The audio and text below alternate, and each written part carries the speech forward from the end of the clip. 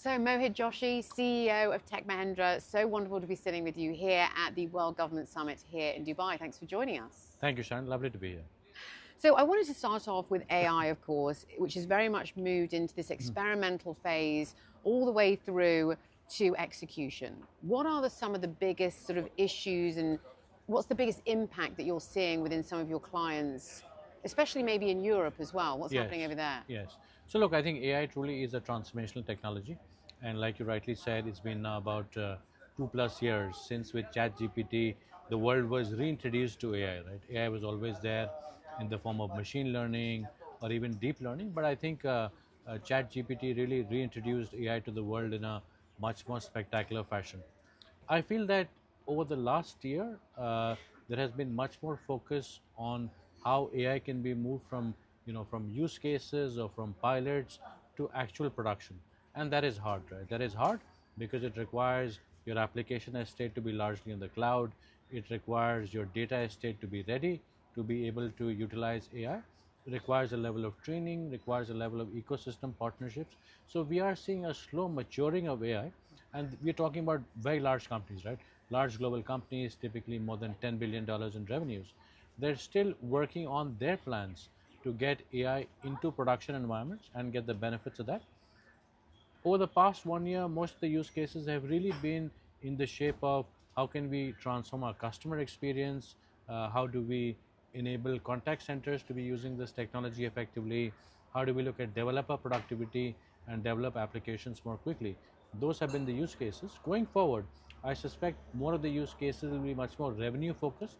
How do we get AI to drive a greater revenue tailwind for businesses?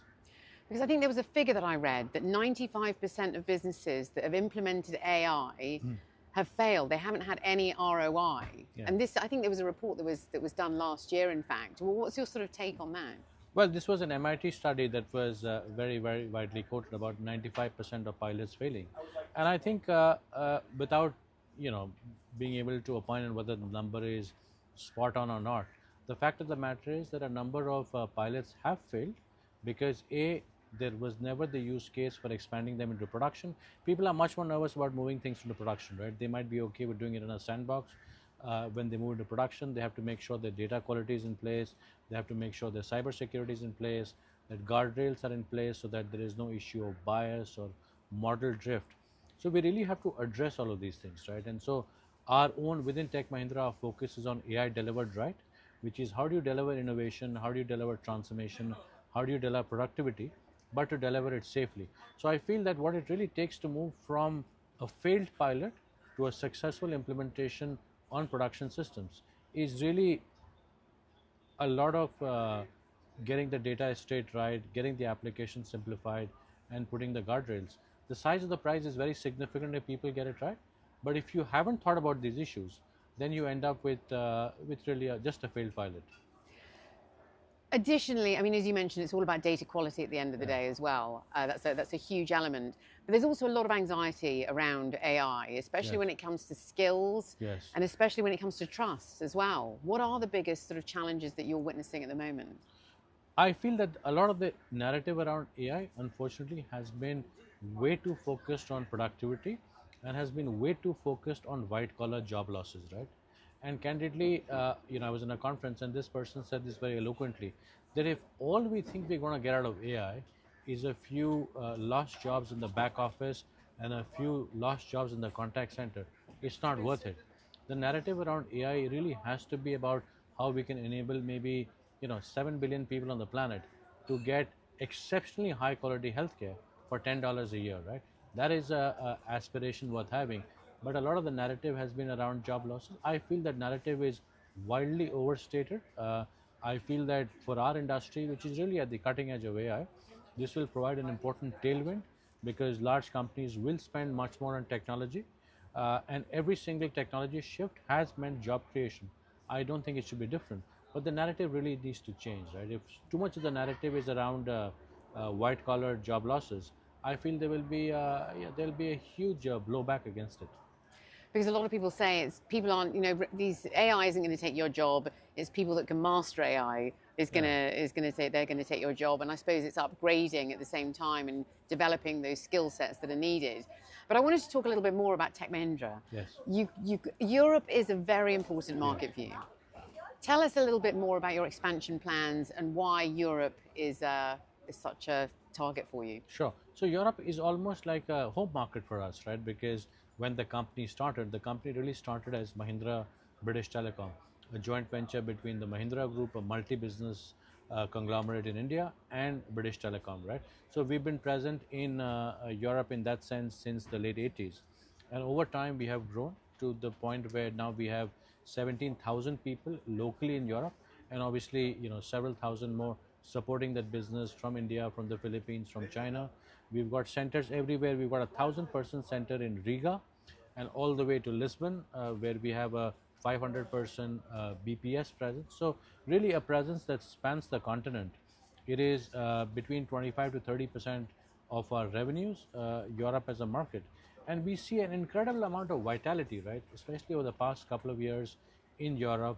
I think the technology challenge that is there before European companies, the data sovereignty and the AI sovereignty challenge that is there before the governments will mean a huge investment in technology, which is obviously a strong positive for us.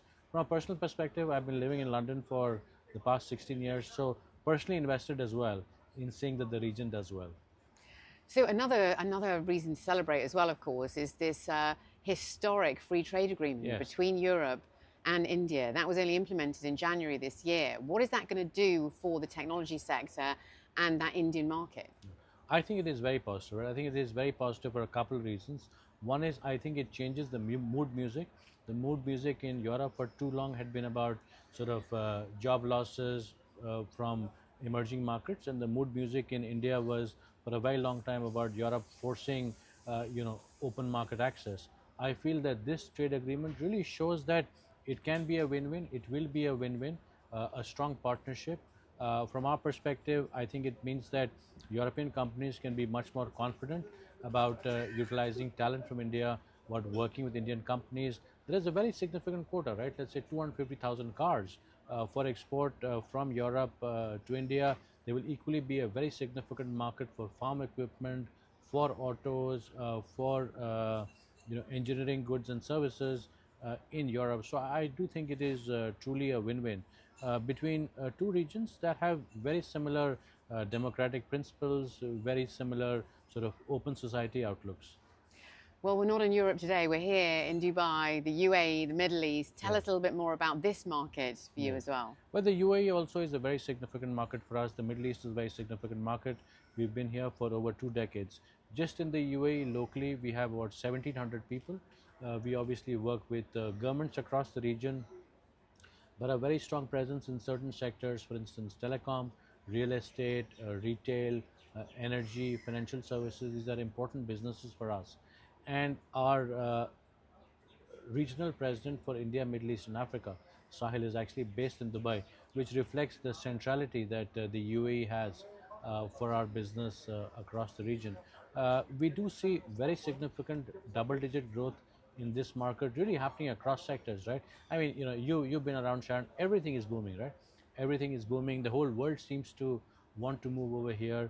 There's a huge amount of enthusiasm about growth, and equally because you don't have so much of a legacy infrastructure, either in terms of hardware or in terms of software, or or even roads, ports, and buildings, right? There's the opportunity to really leapfrog, which people are embracing very avidly. Well, thank you so much for your time today, and enjoy the rest of the World Government Summit. Thank you. Thank you, Sharon. Wonderful seeing you.